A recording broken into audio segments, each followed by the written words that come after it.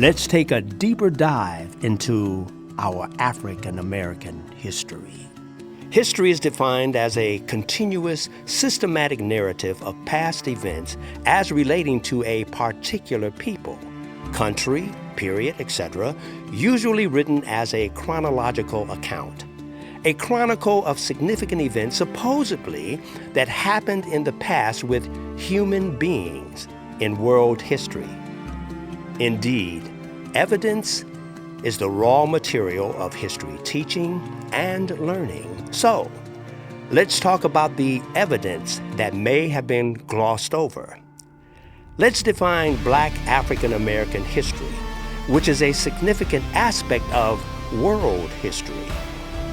This history refers to the collective historical narrative of people of African descent in the United States, encompassing their experiences with slavery, migration, cultural development, struggles with civil rights, and highlighting the experiences, achievements, and contributions to American society across various fields.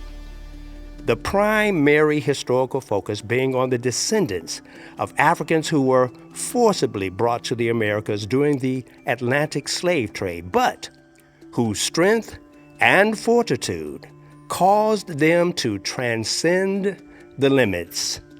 Here's an example.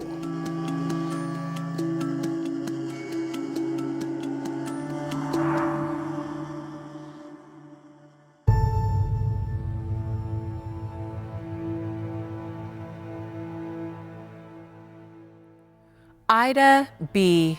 Wells.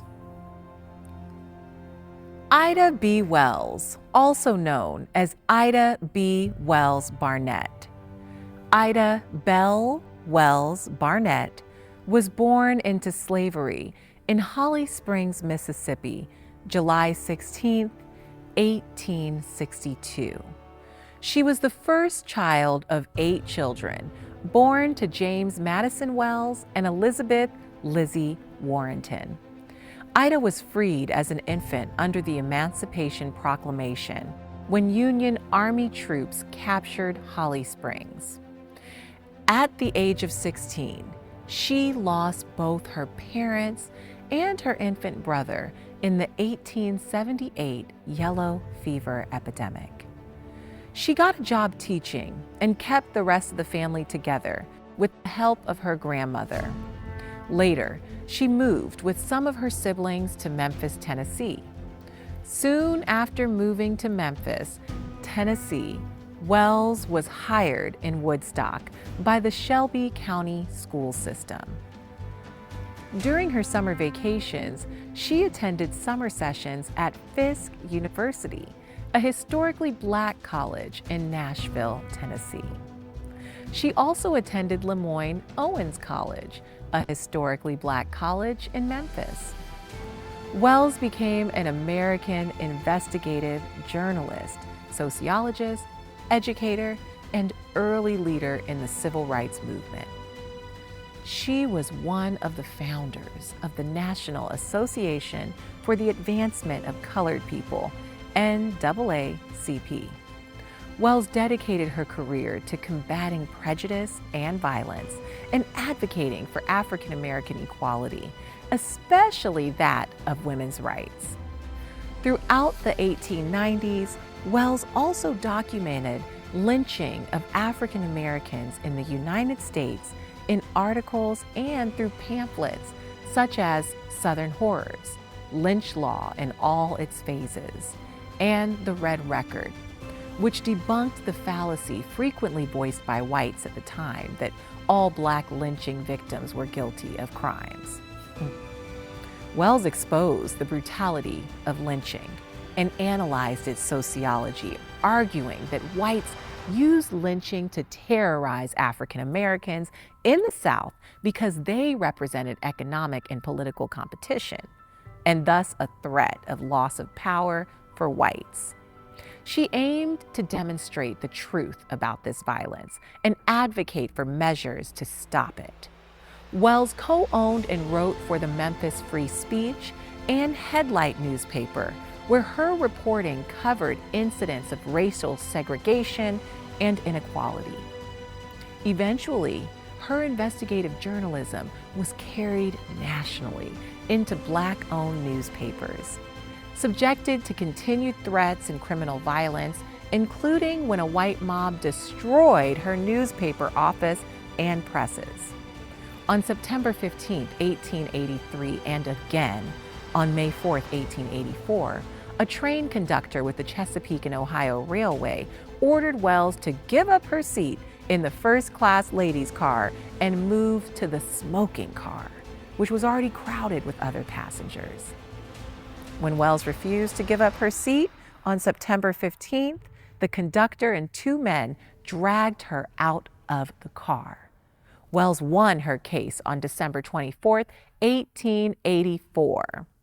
The local circuit court granted her a $500 award, which averages out to $16,956 today.